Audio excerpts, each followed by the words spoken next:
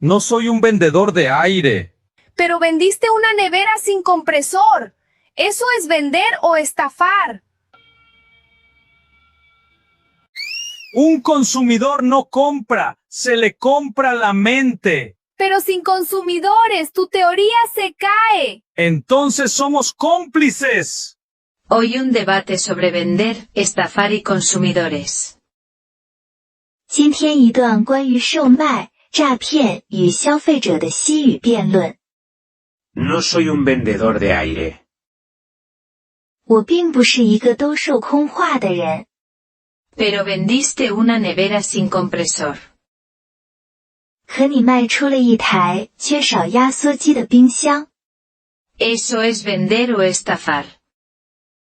这究竟算是售卖还是诈骗？ Un consumidor no compra, se le compra la mente. 消费者买下的并非商品，而是被拿捏的心智。Pero sin consumidores tu teoría se cae. 可若是没有消费者，你的整套理论便会崩塌。 Entonces somos cómplices. 那如此一来，我们便是共犯。 Repasamos vendedor, estafar, consumidor y cómplice. 复习一下 vendedor, estafar, consumidor 与 complice 四个核心词。 Practica vender y estafar en español. Hasta luego. 试着用西语说出 vendor 和 estafar。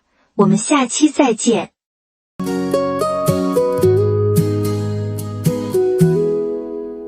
我不靠贩卖空话谋生，